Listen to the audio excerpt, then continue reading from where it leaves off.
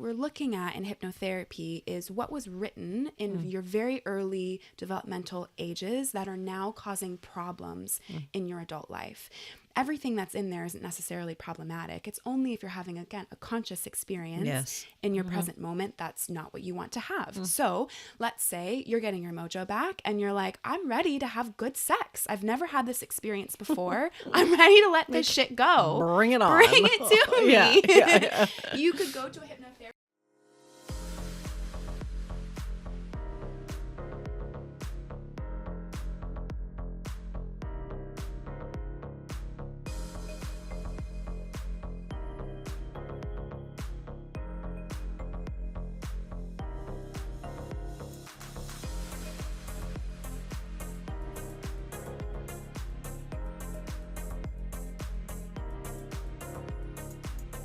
Krystal. Hi. Hi. I'm so excited. Me too. And it's like, here we are on this beautiful, strange LA rainy day. It's like, I honestly, I don't know. Well, I mean, maybe if there was some man person around, but I was going to say, I don't know who else I'd want to cozy up with today. Exactly. Besides you. So I'm so glad. And everybody, Lola's in the studio with us. So, you know, you might hear something. Yes. But I we're hope not. I can hear the rain too. It's really lovely. It's really cozy. I know LA rain is, it's this beautiful but strange thing. Yeah. And thunder and lightning and all the things. A portal of sorts. Portal. That's how it felt. Yes, yes, yes. And we are in this beautiful time. Yes. A whole new year, 2021. Yeah. Is there anything that you're excited about that you're like cultivating and bringing in for this year, this new year? Yes. I mean, one of the biggest changes of the conjunction that happened last week was a shift on a collective scale from 3D into 5D. And I'm just like, I'm really excited for that, obviously on a large scale, but also personally, letting that color the way I move into everything next year, the way I'm moving through my business, the way I'm moving through my personal life, the way I'm eating, the way I'm taking care of my body, like just expanding and really releasing things that had previously been sort of tethering me to 3D in a way that was harmful. So that just opened up a whole world now, which I want. So talk to us about 3D and then 5D. Yeah. So I think it's easier to start with, I don't know if it's easier. I'm going to start with 5D because that's the part I get very excited about. Ooh, 5D, baby. So in the kind of like most simplest terms, when we're talking about 5D, it's on a kind of quantum physics level. So like we know traditional education, right? Everything around us is made of matter, and all of that matter is mostly energy. I think we forget that sometimes. Like I go back and look sometimes at the graphs or the little charts we would have had in like science textbooks and how we're taught all this information when we're so young, but we forget, I think, to bring it with us and really sit in what it means. So everything around us, yes, we're seeing physical forms, but most of it is about 90% energy, which is like intangible pieces, right? And our body included. And so we have like a 6-foot energy field around us, the aura, right? We have all these words for it. And I think the old paradigm is really rooted in what we call 3D, which is very much the physical body. And especially in the West, so much focus on the mind. And then the physical body only in the sense of where it ails us or how it limits us, right? But 5D is being more aware of your full aura, the like actual energy body that you're moving through the world with. It's so expansive and there's so much more space in all of the things. There's so much more space to interact with another person, so much more space to interact with your own body, with your own connection to the universe. It's just about expanding and releasing, I think, is a key part of that transition too. Because when I think of the 3D, it's very limited in comparison. Like if you think about your physical body as you see it, and then you think about you having actually like a 3 to 6 foot space around you of an energy body, that's what, 300% more space than you thought you had. Huge shift. Massive. Yeah. And so, okay, so when we're shifting from this, what are things that one would be good for one to look out for? Yes. Right? Because I think it would be great to speak to, there's this collective that's happening that you mentioned.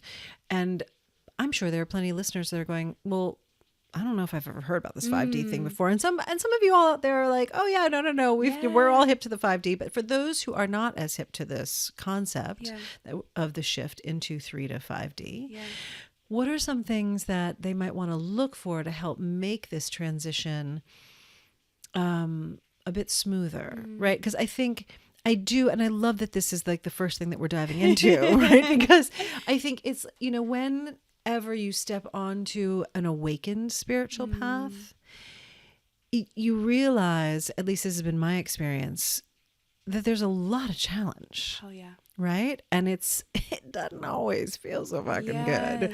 And so to know that and to really get that that's part of the journey, at least I think, is extraordinarily helpful. Yes. So give us a couple like sort of, cornerstone or ear markers of what we can look for during this shift and to help make it more pleasurable. Yes. I love that question. I love that. Where I typically guide people at the beginning is, where in your life do things either feel stuck or out of control? And because both of those are really different vibrations, right? Stuck is this kind of like heavy weighted energy, and out of control is this like very airy, like erratic energy. And I think the mind in us gets bogged down by both of those in different ways. So for example, on the grounded, the kind of more like stuck side, maybe you are eating foods that like very literally make your body feel heavy. Maybe you have a relationship dynamic with a friend or a coworker or a neighbor that like leaves you feeling pretty rough every time you interact with them. It doesn't always have to be these huge awakenings. I find that when you do the small pieces, the large ones kind of come in tandem. Yes. And so it's just, I think on a daily means asking yourself, where's my energy not feel good? And why is that? Is that an actual thing that I can change? Or is it just the consciousness that I'm showing up within the thing? So I think that tends to happen more on the erratic side. If you feel out of control about something, are you actually supposed to be in control of it? Or like, can you even be in control of it? Probably not. So that's just a mind game, right? So if you can give yourself grace to just let go of the attempt of control, already there you're expanding into 5D, because what you're doing is strengthening the innate connection you have with the universe. Anything that's in your mind or your body that tells you you're disconnected is an illusion. It's an invitation to heal something. And so when you let go of the mind games and you just trust, I like, when I think about it, I feel like my body expands. And that's what 5D is. It's just like clearing anything in the aura, whether that word lands for you or not. But this idea of like the space that you inhabit, whether in your physical body or just around, is there anything in it that feels heavy or old or like it needs to be released? That's a beautiful place to start, and like easy place to start too. You can lean into really more simple areas like food or relationships or clothes. Anything in your life that feels not great and not expansive is a place to start. Beautiful. And it's, I'm sitting here also realizing like 5D is not new. No. Right. I mean, this is like, this has been here, and what we as a collective are at a place where we now can return to the experience of what's truly available to us. Yes. Yeah. Okay. And, now, you obviously do human design and NLP, neuro-linguistic programming, and hypnotherapy. Yes. I think before we dive into human design, because I'm really, really stoked about this conversation because we've not talked about this yet on the podcast. Hypnotherapy. Yeah. So I'm going to play a little devil's advocate, Please, right? Because I went to a hypnotherapist recommended to me years and years ago. Yeah. And I was like, I don't know if I can really be hypnotized. Yeah. And so I would love to hear, your definition, like what is it? Yes. Again, and particularly why is it helpful with us spiritually or how it could support us sexually in our sex life? Yes. Let's take the example of sex. I love it because we're on the Mojo podcast. Hello. I mean, hello, real interest. Yeah. So, yes. So what hypnotherapy is, our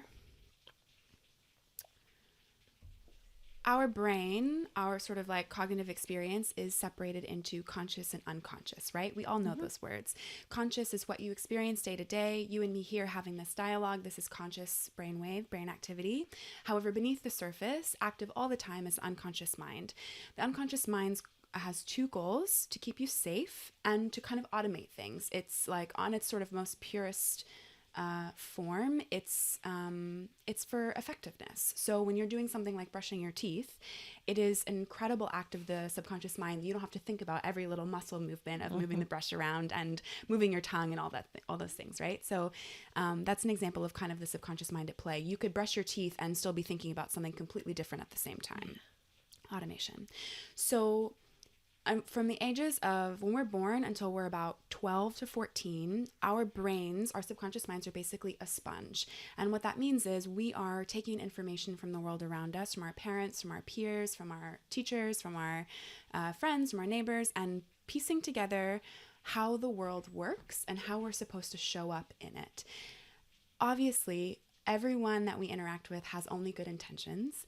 But if anyone has, let's take sex, for example. If you I grew up very religious, lots of weird stuff about sex and sexuality, especially for women, was not encouraged to explore that in any means. So that's an example of something that would have been essentially coded into my subconscious mind, right? Because I grew up in an environment where directly or indirectly, I'm being told your sexuality is something to be ashamed of or something to be afraid of, what have you. And so those things are permanently written into the subconscious mind as we're children and adolescents.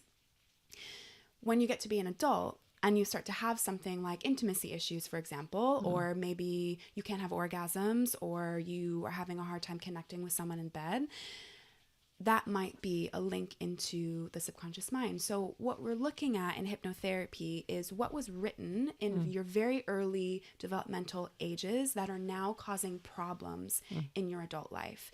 Everything that's in there isn't necessarily problematic. It's only if you're having, again, a conscious experience in your present moment, that's not what you want to have. So let's say you're getting your mojo back and you're like, I'm ready to have good sex. I've never had this experience before. I'm ready to let this shit go. Bring it on. Bring it to me. Yeah.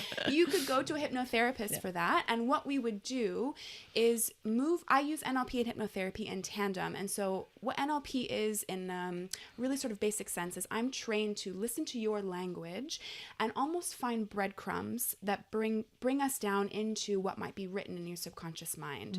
So the way that you talk about sex, if we're talking about that in a session, gives me clues as to what blocks might be present, what beliefs might be present. Again, we're talking about that stuck energy, right?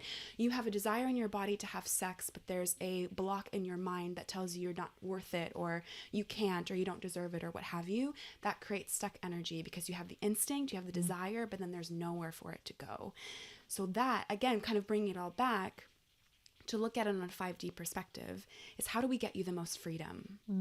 What do we pull out of the body or the mind or both to get you free? Yes. That's like one of the things I say, on this podcast all the time, which is like, this is here. I created this literally to help people get free. Yes. So are there people that literally just cannot be hypnotized? No. So I want to separate two things. So we have like stage hypnosis, right? And then we have hypnotherapy. When you're talking about hypnotherapy, what you're doing is, if you've meditated before, if you've been in a flow state before, you can be hypnotized. It's the same thing. So most adults live most of our lives in what's called alpha brain waves. It's this kind of like high level cognition. It's where worry and planning and all of that stuff lives, which is beautiful, and we need that sometimes. Just like alpha, because it's where all our masculine energy is used, right? Totally. Yeah. We need it sometimes, right? Yes. But all of the access to the subconscious mind and this, again, 5D cognition, like 5D experience, flow state, inspiration, lucid dreaming, like all of these sort of beautiful conscious experiences that we have access to as a human being, exist in a literal different brain state So what you're doing when you're being hypnotized, especially for hypnotherapy, is you're relaxing the body enough that you slip down into a theta brain state, which is where you can access the subconscious mind. So it's never about getting into a state where you're out of control or where you're not actually present in your body, unless that's what you want.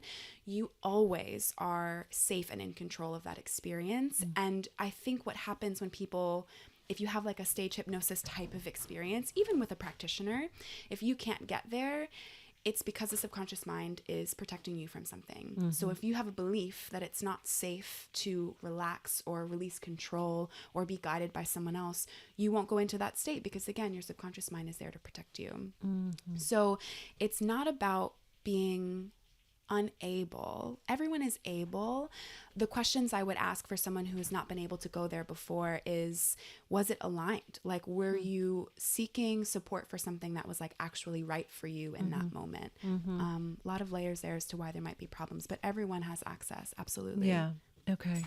And I'm thinking also that like maybe if you are dealing with maybe some unresolved trauma, that could be a moment where it's like, yeah, subconscious mind is going to take a little while or other specific support to open up enough to feel safe. Exactly. Yeah. You're absolutely right. Yeah. So it's, on its most basic sense, hypnotherapy is a state of relaxation. And then when you work with a practitioner who specifically is trained to use language that directs and rewrites literally the code. Yes, exactly.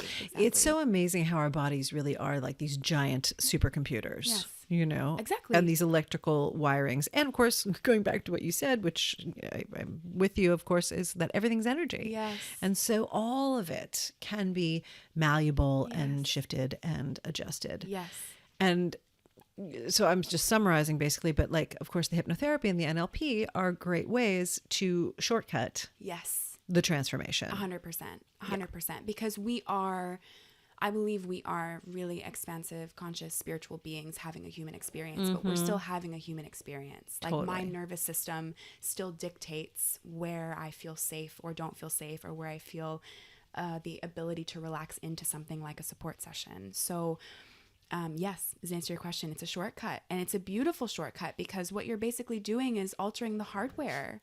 Like, isn't that what we all want? Like, if you're right. Well, we get new iPhones and we upgrade our computers. Exactly. It's the same thing. It's the same thing. I think about that a lot, how we update these electronics all the time. Okay. Yeah. And how common it is for something like that to have a user's manual, and how we walk around all the time in our beautiful body with our beautiful brains, and we don't even really know how they work. We're not educated about how to heal ourselves, how to free ourselves, how to expand ourselves. It's not common knowledge, and that's insane to me. That's insane to me. Well, I absolutely agree, because it's like, as we grow up, this kind of education is, I think, much more valuable than some of our, classes that we have to take. Yes. So, yeah, to rewrite the code. Yes. Now, speaking of if we learned all of this growing up, that brings me to human design, because I've wondered whether it's within, everybody knows I'm an astrology freak, at this point. And, but I do not know much about human design. Yeah. I know like enough, not even enough to be dangerous. Okay. But like just the absolute basic. So we're going to dive into human design. Yes. And the thing, though, that I wanted to say is, what are your thoughts on somebody learning their human design at a young, when you're really young? Because where I'm going with this is, could that potentially even stunt what's possible for that person to have this information at a young age? Or could, it's like, I feel like it could go either way. 100%. Here, this is who you are. And so therefore, like, run with this and expand yourself in this, and just don't feel like you're strange or weird or whatever, in all the ways that we all feel strange and weird and so on and so forth. Because I think if I knew some of my astrology when I was younger, I might not have beat myself up so much. Same. And on the flip side, then there's some things where it's like, well, this is also where you don't have as much strength, Yeah. would I have necessarily leaned into that to the point that some other lessons or learning or expansion would not have happened? Yes. I find that it's just an interesting place to contemplate. I agree. What are your thoughts on the human design aspect of this? I totally agree. It's a beautiful question. I think everything is dualistic. Everything can be of the light and everything can be of the shadow. I think it's all about the consciousness you bring to it. Beautiful. Right? Yes. So like if a parent, I'm actually going to be offering more kind of like 2-person type readings next year for parents and for couples. Oh. For this exact reason, because I think it is so important for a parent to know their child's design. Yes. But that second piece, as you brought up so beautifully, is it has to be offered openly. If the parent is coming into this with the intention of trying to control the child, that's not expansive consciousness, and that's like the exact opposite purpose of human design, right?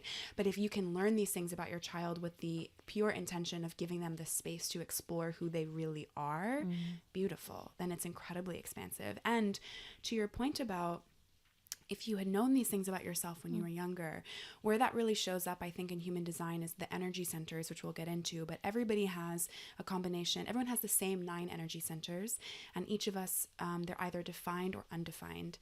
Undefined energy centers are areas where we didn't really come into this life with anything necessarily concrete in that area. We are designed to take in from other people, which can be beautiful, but also the lesson there is not forcing yourself to be those things, first of all, and also letting yourself be a filter. Like you are designed to take in from other people, but you're not designed to hold on to it. So even thinking about that, how like, for example, I have an open ego, and that is the center of, it's not ego in the way that we typically think about ego in like psychology, like sort of separate, different than that in human design. It's more about your sense of direction, your sense of self. Mine's undefined, but I grew up with this dialogue and conditioning that like I need to be productive and moving forward all the time and know where I'm going and have a clear vision and all of these things, and that's where my success and my validity lives. But that's actually not energetically correct for me. I'm meant to be more fluid in that area. So something like that where like I beat myself up over that for decades, like thought there was something wrong with me. But if I had known that as a child, I wonder how much more success I would have found in my early years if I had been free enough internally and externally validated to explore that. Interesting. Yeah. All right. So just give us a quick overview of what human design actually is. Yes. Because it was discovered pretty recently. Right. It's 87. In the 80s. Yeah. Okay. Yeah. So a man called Ra'uruhu basically went on like an 8-day journey. Like he, if you're interested, I encourage you to look up the story because it's fascinating. But basically, he laid on the floor for 8 days and came out of this trance with like a 400-page text of this system called human design. Wow. It's wild. So that's its sort of origin. It was channeled through a person. But what we're looking at when you're looking at a chart, it's a combination of 5 different schools of thought. It's modern physics, which again is what we're talking about with 5D, right? We're really, it's a quantum system. Yes. And then in its core, it's astrology, the chakra system, the Kabbalah, and the I Ching. Wow. Beautiful, right? Yes. And so each of those pieces come together into your chart, and we can kind of talk about where each one manifests and come together to create a whole picture. And so what you're looking at when you have a chart, there's 2 sides. On the sort of side of the middle is called the body graph. That's this picture that has, it's sort of the rough shape of a body, and then that's where you see the 9 energy centers, the channels, the gates. On either side of that, there's 2 columns of numbers. One of them is personality and one of them is design. And what you're looking at those on those columns, the personality on the right is your sort of conscious, like what you're aware of coming into this life with. And that is the actual, the moment you were born. So when you get your chart, you have to know your exact birth time, date, and location, just like an astrology chart. And that's what's happening on the right side of the chart. And on the left is actually 3 months prior to your birth. And what that's called in human design is the unconscious side or the design side. But I think of it almost as ancestral. It's like, it's the time that the system says the soul comes into the body. So the soul in the continued sense, like what's come previously in your lineage and what you're bringing into So this it's to be like life. third trimester, basically, in a pregnancy. Yes. Yeah. That's the Interesting. snapshot they give.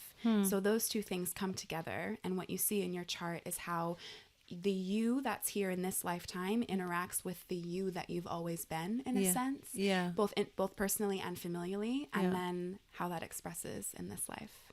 Oh my gosh. Beautiful, right? Yes. I love it. And so, and it differs from astrology. How? It brings in a lot more of physicality, first of all. So energy centers are a huge piece of human design. Okay. And that is literally how energy moves through your chakras and energy centers in the body. And then it also bringing in the kind of like Kabbalistic and the I Ching aspects. It's a lot more storytelling. Astrology is very archetypal, but also looking at energy from a cosmic plane, which is present in human design as well. But it's also equally important to kind of see how that energy moves through your actual physical body. Yeah, I think I just maybe had a aha moment, but it's like, so human design, it's like an sort of an inside out experience. Yes. Where astrology is more of the outside in. Beautiful. Yes. Right? Exactly. Like the planets and the way they kind of affect and create you. Yes. And human design is more of this energy center and your inner makeup, if you will, right? And the way that translates out. Yes. And also how you're designed to interact with the universe. So I love talking about human design when we're talking about manifestation, because I see this as a dance. Like the universe has its own energy, and you have your own sovereign energy, and you are dancing together all the time. And human design is a beautiful map of how to do that in the way that is most supportive to you. And so, and there are these different, so speaking of manifesting, there's like manifestors. And so walk us through those. I don't know if I want to, what do you call them? Energy types. Energy types. Yeah. Okay. Yeah, exactly. So there's 5 of them. First one, we'll start with manifestors. So manifestors are about 8% of the population, which is fascinating because most of us have been conditioned to behave like manifestors. Yeah. Fascinating, right? Yeah. So the manifestor is the one that's here to really initiate. They kind of historically were often like leaders of countries or clans or villages. They were the people that were sort of like out at the front lines of things. And kind of, I studied with Jenna Zoe. That's who I did my training with. She's an incredible human design teacher and educator and reader. And she says like kind of modern manifestors really just want to be left the fuck alone. Like they historically have like done enough, and they're here now and they just like want to do what they want to do. So for a manifestor, they're the only energy type that actually doesn't need sort of collaborative force with the universe. If they have an idea or an inspiration or a desire, they're actually free to go and do that. And not that we all aren't also, but it's different for them. The energy that's moving through their body is the only cue they need to move forward. So they're here to lead. They're not here to be told what to do. They're here to really have vision and move forward in the way that feels best to them. Very active, very powerful, but also their energy comes in fits and spurts. So it's not really this like kind of marathon type of energy like generators, which is what you and I both are. You and I both have access to a lot of energy as long as it's something that lights us up. So manifestors, they're kind of like powerhouse is the throat center. They are in human design. Manifestation is like literally speaking into existence. So if you have a defined throat, your sort of ability to then share your truth, whatever that be, with the collective is amplified. And so the idea of manifestation is more about kind of sharing on a broader scale. So that's manifestors. Generators, which is what you and I are, we make up about 33% of the population. We are ruled by our sacral center, which is the gut. And right, you're laughing. Oh, you know. Shocker. And so what that means for us is that is our internal, I call it a traffic light. Whenever you and I interact with something, any generator interacts with something, when you have that like delicious yes feeling in your body, whether it's like you're moving forward with your body or you're literally saying yes, or you just have that like, ooh, that feeling, that's a green light. That's the universe being like, hey girl, this is for you. Explore this, move forward with this. So that we create energy by having that response and using it to move forward. So manifestors, generators, and the next one we'll talk about, which are manifesting generators, which are a blend of both. We're energy beings, so we create our own energy. And the other two types are here to kind of guide and facilitate the energy that we create. So we have access to a lot. Like when we are excited about something, generators, when that really beautiful sacral response happens, we can go forever as long as it's something we care about, right? Yes. 100,000%. Yes. Yes. And so anyone listening who's maybe heard old paradigm human design, originally generators were called worker bees, which is so like correct in idea, but so dismissive of what is really happening there. The kind of old paradigm of it was like they're the ones that are here to do all the labor because we have like incessant energy, which is true, but only if we care about the thing. And the way that we get energy is being lit up by something, and then that lifts the energy of others. So what I'm hearing is like it's inspired action. Yes, 100%. Like you can be active. Yes. It doesn't have that same vibe. Yes. As when it's inspired action. Exactly. Yeah. Okay. So true for a generator and a manifesting generator. If we are trying to do something from the mind and not from that beautiful, juicy sacral response, it's going to be like running your head against a wall. So important.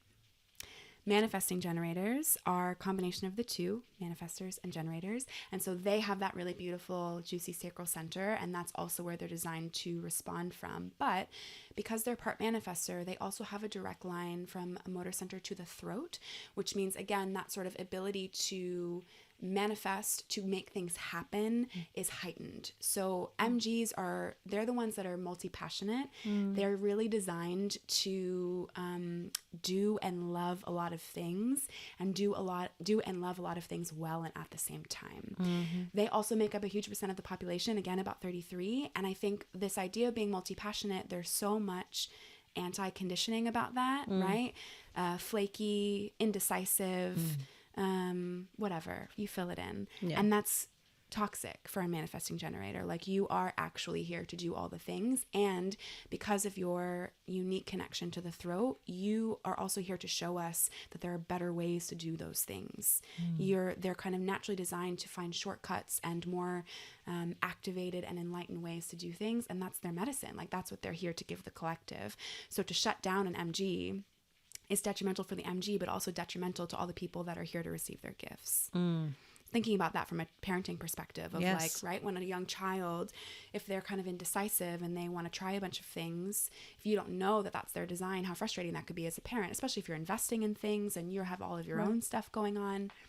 But if you know that that's what they're designed to do, you can kind of sit back and watch the magic happen. Yeah. And you also get to benefit from it because they create this beautiful sacral energy by getting excited, and that lifts everybody.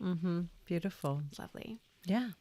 And there are two more? Two more. So these last two are the non-energy beings. So again, they don't create energy in their body the same way the other three do. They're more here to influence and guide and direct the energy that already exists. So first one is called a projector. They're about 18% of the population. I believe I'm having that number right. And I think about them as like the birds on the wire looking down over civilization. So the biggest difference for projectors is they're really only designed to kind of share outputted energy for about 2 to 3 hours a day.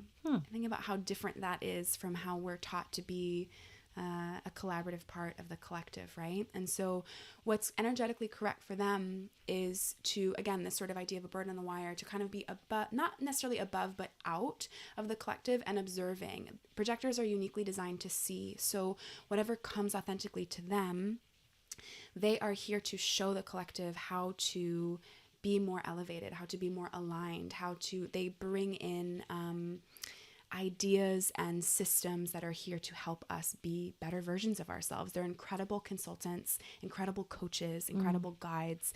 Anywhere where their energy is being used to support, guide, direct, curate, they're amazing. And the last one are called reflectors. They make 1% of the population, super rare. and their entire chart is open. So we're talking about that body graph again, how everyone has 9 centers. Most people have a mix of definition and open, which if you're looking at your chart, that's white or colored. Reflectors are completely white. The whole chart's open, which means they're here to experience everything and to hold on to nothing. It's ultimate freedom. Again, if you've been taught it in an open, supportive way. If you, I think this, it's important for most of us, this idea of like to know yourself authentically, right? That's actually really harmful for a reflector because they're here to be a little bit of everyone. They're here to reflect back to the collective. And the magic in that is they get to taste the flavors of life, all of them. They're able to kind of feel into everybody in a way that the other types aren't so much because they have all those open centers.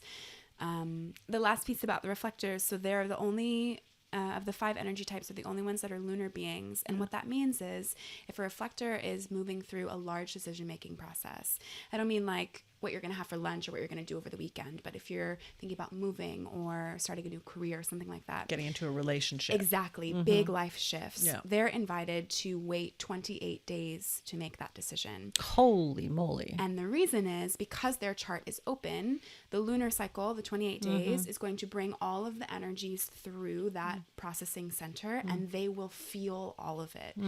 So what feels true for them today might feel different in 4 days because the moon has moved, and they are designed to go through that whole cycle and feel all of it. And then what remains at the end of the cycle is what is right for them. Okay, my Aries spirit is like having a panic attack over here because I'm like, I want to do this and this, and you know. So it's like, holy, that's wow. Yeah. Amazing. Yeah. They're really incredible. All the types are so incredible in their own way. And like the idea behind human design is if we're all living authentically our design, there's harmony. Like we're all each here to play a role individually and also together as part of the collective. So then how, I mean, these are the definitions of the different types. Yes. And so how do we then live authentically, you know, in our design? Because I mean, look, like I said, I know a little bit, but I think even when you learn some of these things, depending on what age you are, but I think it's fair to say if you're over 18, you could, again, attempt to learn to live your design. And maybe if you're in your younger years, it'll be easier. But again, what does that look like? And how does one live into their design? Yes. So when you're just starting, knowing your energy type forwards and backwards is it's really important. That's the best place to start. And then also adding in your strategy and your authority. So what we're talking about when we're looking at those, each of us has one of our energy centers is called our authority, and that's basically the place where we're designed to make decisions from. They each function a little bit differently. So an example for you, actually for both of us, we're both emotional generators, which means our authority is the solar plexus, which is what governs emotions. So you and I both are designed to respond, which is the strategy of a generator. Again, we talked about that really juicy sacral energy, right? So when you interact with something and you have that really beautiful response, that's a green light from the universe. If that was your authority, the sacral center, that's a go. You go. Be like, that is a yes. Go explore. Go feel it out. Go have fun. Go see what that is. But you and I both have emotional authority, which means we move through emotional waves. Each person that has an emotional authority, there's 4 different ones. Yours is called the escalator, which means things are kind of going up, up, up, up, up, and then there's a like a pinnacle moment, and there might be a sharp drop, and then we go up, up, up, up, up. And I know nothing moment. of what you speak. Resonates? Yeah. Okay, beautiful. So again, like another thing that is so supportive if you just know that about yourself, right? Because so much conditioning about how you should feel or what your rhythm should be like, or like so much bullshit around that. But like if you know that about yourself, you can honor the process and let it run its course without having all the mental stories about what it means. So people with emotional waves, people with emotional authority are are invited to return to baseline before they make those big decisions. So for example, if you're on a huge high and you get that yes sacral response about something and you say yes to something, but then once you come back down to baseline, you're like, actually, I really don't fucking want to do that thing. That's what it means to live in your authority. So so much of it is about coming out of conditioning, coming out of how you've been taught you're supposed to be, coming out of how you've been taught of like how you're supposed to make decisions, how you're supposed to interact with people, like all of those stories probably don't apply to what's actually authentic for you. So I always tell people at the beginning, when you're practicing, do it in things that there's no consequences. Do it in what you're going to eat for breakfast, what you're going to put on your body today, what music you're going to listen to while you make your lunch, what grocery store you're going to go to. Like, start with areas that are a little bit easier to make those decisions, so you can kind of practice what that looks like when you get to the bigger pieces. So knowing your energy type, which are the 5 ones we went over. Your strategy is specific to your energy type. So for manifestors, your strategy is to inform, which means you're here to tell people what you're doing, how you want to do it, and like that's the move. If you want to do something, to share that with your community is going to create space for collaboration. Okay. Generators and manifesting generators, our strategy is to respond. Again, that sacral center. Projectors, the strategy is actually to wait for the invitation, which can be quite hard for a projector. The idea is you want to be seen doing what you love to do. So let's say you're a projector and here we've got a doTERRA essential oil bottle here. Let's say you sell essential oils. You are designed to wait for someone to come to you and ask about the oils before you just share the information. And so I think at the beginning, projectors hear that and they're like, well, then what am I supposed to do? Like, there's no agency in how my manifestations come through. And so what you are invited to do in the meantime is be seen. The projector, more than anything, wants to be seen, but so often they're waiting for the outside source to see them instead of seeing themselves. So waiting for the invitation, but before then, showing up, like letting people know like what you love and what you're doing and what you're excited about, and people will come to you asking for your guidance. If you're drawn to something and see it as a support to the collective, that's by design as a projector. Like, we need you to be deep in those things. Yeah. And the reflectors we talked about before, their strategy is to wait 28 days. Wow. I'm like shifting in my seat, like slightly uncomfortable, because the one thing that I remember when I learned a little bit about my human design was to actually wait, though, before I make a decision. Yes, that's because of your emotional authority. Yes. Okay.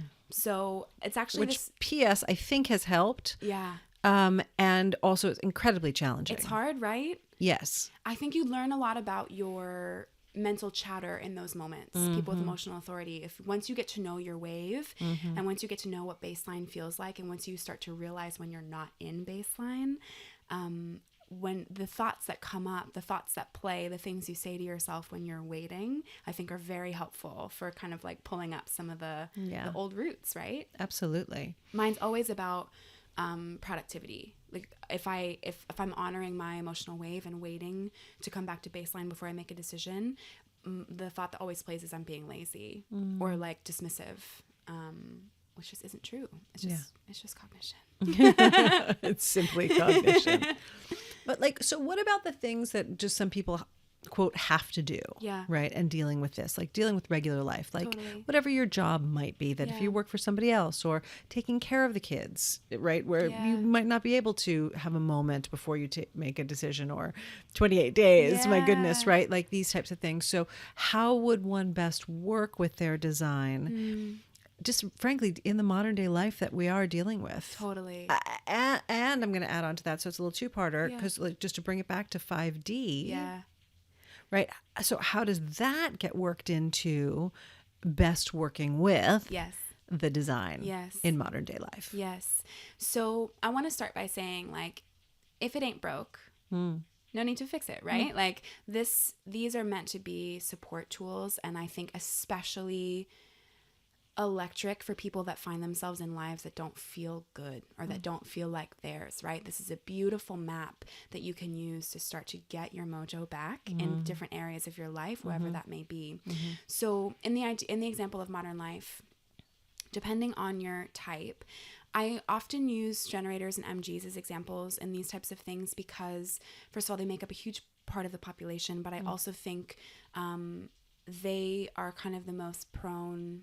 I don't know if I should say the most prone to burnout, but they're quite prone to burnout because lots of generators and MGs are intentionally or not conditioned to create that spark for other people, right? When generators and MGs are really turned on, we're magnetic, like we're juicy, and it's like we are here to lift the energy of the world, and people want to be around that, right? Yeah, absolutely. Totally. And so I think what's really important for those types is making sure you're doing that for you. I think the conditioning that happens is like you have to do that for other people to keep other people happy, but it's actually the opposite. When you do it for yourself, it leaks out. Like there's just no way that other people won't feel it. Yeah, and I call that coming from overflow. Yes. Right? Exactly. So you got to fill your own damn cup first. Yes, exactly that. Exactly that. Yeah. So I would say that for all the types, like that, the sort of like lighting yourself up is specifically for generators and MGs, but if we're talking about projectors, like really honoring, if you know you're a projector, and that means you have this like really sacred 2 to 3 hour window a day where you're designed to like really give your energy out. So maybe you can take an audit of like, okay, what are parts of my day that I'm currently giving my energy out where I don't need to? Is there a social obligation or some sort of commitment I've made that like actually doesn't serve me and I'm not enjoying? Or is there a way in your job that you can batch the more kind of like internal administrative tasks, for example, and then keep the more outward facing things in a certain part of the day, right? Like just as you get to know these things about yourself, then use it as a sort of audit of your daily life and just start to observe, like, where's my energy being forced? Where is it leaking out? Where does it feel like it's being pulled from me instead of authentically growing from within my body? Yeah. I love that. So beautiful.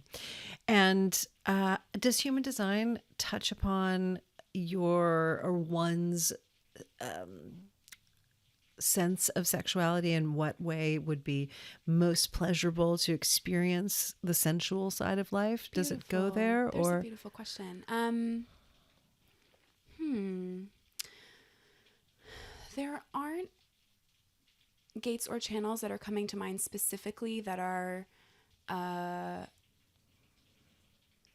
specifically around that. However, the sacral center, it's no surprise that you're a generator. Honestly, have to tell you, doing your chart, I was like, you're living your design beautifully. Oh, truly, like that's a good, nice to know. Truly, like the fact that you do this podcast, the fact that you do mentorship, and it's specifically around love of the body, love of the self, love of life, like that. That is your design to a T. It was beautiful to do your chart. But I would say, so the sacral center is the center of desire and creativity, and those two go hand in hand. I think for human design and also just for people, right? Like we feel those two in tandem. So when you're looking at sexuality, when you're looking at your spark and your desire, I would move to the sacral center in your chart. So first knowing, is it defined or undefined? If it's defined, you came in here with a hard spark, like you are able to create that within yourself. If it's undefined, I think about undefined centers almost like a satellite ring, like maybe not a satellite dish, like you're able to sort of feel the movements of everyone around you, and when a center's open, you amplify them. So ask yourself, what are you amplifying? If we go back to that example from the beginning of the conversation of if you grew up in an environment where it wasn't safe or celebrated to be sexual, are you amplifying that with your open sacral center? Or are you surrounding yourself with people who are fucking liberated and having great sex and love their bodies, because that's what you're going to amplify for yourself. Right. Yeah. So when a center's open, it's undefined. Yes. So that's the same exactly thing. Okay. Yeah. And therefore it's like it could go this way or it could go that way. 100%. It's clear. And so you can sort of be anything. Anything within that. Yes. But you're not meant to hold on to anything there. Okay. If that makes sense. Like it's meant to sort of move through you. And the question I always encourage people to ask is, what am I amplifying? If it's open, you're basically acting like a megaphone for that center. I see. So what are you creating more of in the world? Okay. It's almost like, I feel like when you're traveling, right? So it's like you would be going and like tasting and amplifying, the culture that you're spending time around, but then you come back home and you're now like back in your home space. Exactly. Beautiful example. Yes, exactly. Okay. Interesting. Yeah. So the more open centers you have in your chart, the more important it is for you to come home, so to speak. Right? So Because if you have like, then I'm thinking many open centers, that could potentially get overwhelming. It could, yes. Right. If you're not aware of that. Yes. Because what I'm thinking is like all of a sudden it's like psychic vampire, or like you're this sponge 100%. where you're picking up all the vibe. 100%. Good, bad, and everything in between. 100%. I always say squeegee that aura. Like, you gotta clear that shit out. Oh my God, that's great. Squeegee that aura. I love that. Oh my God. What are some of your favorite ways of squeegeeing the aura? For me, I have a lot of defined centers, and I'm a generator. So my sacral center is really active. So I'm very physical. Like I really, when I feel things, emotionally, spiritually, I really feel them in my body. So for me, it's about clearing out like first thing in the morning, I'll drink a big glass of water and a celery juice on my best days. I don't do it every day, but when I do it, I really feel the difference, and it feels like flushing out what kind of accumulated in my sleep. And then at the end of the night, maybe doing EFT if I'm feeling really overwhelmed, or just like also meditation is a huge part of my personal process. What that helps me do is just get clear on what's mine and what isn't. Yeah. And like making sure that what's lingering is supporting me. And if it's not, it's got to go. Like it's that simple, right? And that comes with practice. Well, and I was going to say, because I think that is so important for people to get, especially moving into this 5D, world where it is so energetically based. Yes. Say a little bit more about how to distinguish what's yours versus what's not yours. Beautiful. All right, let me feel about that for a second. How to distinguish what's yours and what's not yours. I do want to say it comes with practice, because especially at the beginning of this process, if you've been conditioned to exist outside of yourself, which so many of us have, you've been conditioned to look outside of yourself for worth, validation, for decision making, so many pieces, right? As you start to bring that internal, it will get easier to discern what's yours and what isn't. But I think for me, it really is reflection. Like I have to literally sit down with my brain and almost sort it like a filing cabinet. And then like if I find something that's upsetting, pulling it out and really looking at it, like, is this something from me that needs to be healed and integrated, or like, is this just something I picked up and decided to hold on to? I think also knowing, we keep talking about open centers, but I think they're really important, knowing which of your centers are open, because those are also the places you're more prone to picking up from other people. So that's an easier place to start. If you're looking at your chart, if you see, okay, these 3 centers are open, those are the centers I'm most likely to be picking up from other people, maybe I start there in my process. Got it. Yeah, because would it also be like picking up from the collective? Totally. Yeah. Yes, because that's something I've spent many years training myself on. Yes. Because all of a sudden I'd be like, why am I feeling so damn funky today? And what the fuck is all this? And realizing, oh, this actually isn't mine. Yes. This is the collective. It's that as above, so below. Yes. And I'm not sure which of my centers this might relate to, but the fact of the matter is, I know that I feel a lot, and have that capability to feel the greater collective, which is lovely on one hand, and it's also really exhausting. 100%. Yes, it's so important in that area to practice as you're doing, to really sift through what's yours and what isn't. But also, it's beautiful too, because with someone like you who is in a mentorship position, when you can really feel what someone else is moving through, that then makes you uniquely able to support them. Like you can actually empathize in a way that someone with a defined center probably couldn't. And how beautiful that is in a like coaching relationship, that type of thing. Again, as long as you're squeeging that aura at the end of the day. Squeeging the aura, baby. This is like gonna be my new favorite thing. I love it. I say it to myself all the time. Oh my gosh, squeeging the aura.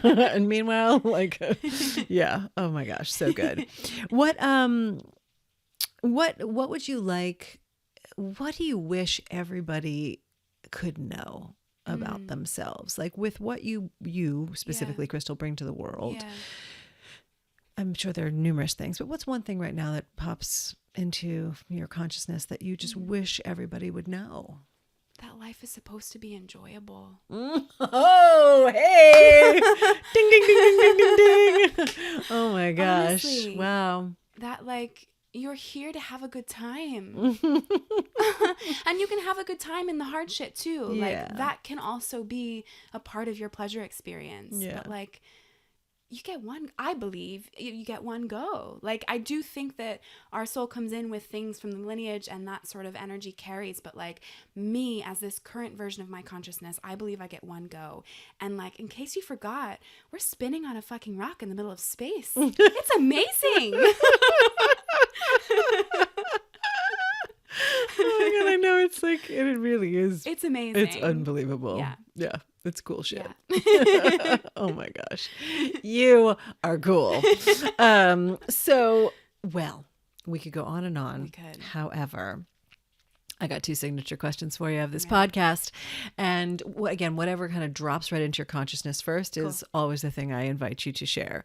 So the first thing is, and there are many answers, right? But the first question is, of all the things that tune you into spirit, what's the one thing, no matter what, will always tune you in? Meditation.